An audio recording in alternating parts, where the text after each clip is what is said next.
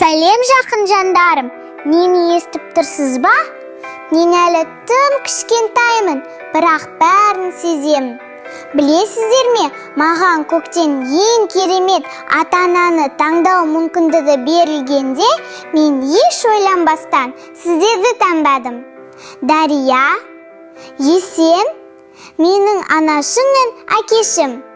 Мені асыға күтіп жүргендеріңізге рахмет. Әке, мен сіздің қандай мықты екеніңізді білемін. Анашым, мен сіздің жүрегіңіздің дүрсілін сезіп жатырмын. Сіздерге бір маңызды өтінішім бар. Бір-біріңізді аялаңыздаршы. Әке, әсіресе біздің анамызды қорғап, бетінен қақпай, жылатпауға уәде беріңізші. Келістік пе? Сонымен қатар, мені асыға күтіп жүрген атам Құдайберген, мен апам Райханды да білемін. Мен сіздердің ең үлкен қуаныштарыңыз бен әулетіміздің жалғасы болуға уәде беремін. Ал енді менің кім екенімді білгілеріңіз келіп жүрген шығар.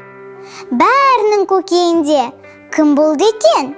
Кішкентай қорғаушы ма, әлде әкесінің еркесі ме деген сұрақ. Әкем бәлкім футбол добын қарастырып қойған да шығар. Ал анам ең әдемі киімдерді таңдап жүрген болар. Интрига тым ұзап кетті ме? Болды, енді шыдай алмаймын. Жақында мен бұл әлемге осы әулеттің ерке ханшайымы болу үшін келемін.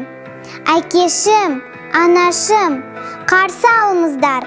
Сәлеммен болашақ Есен қызы.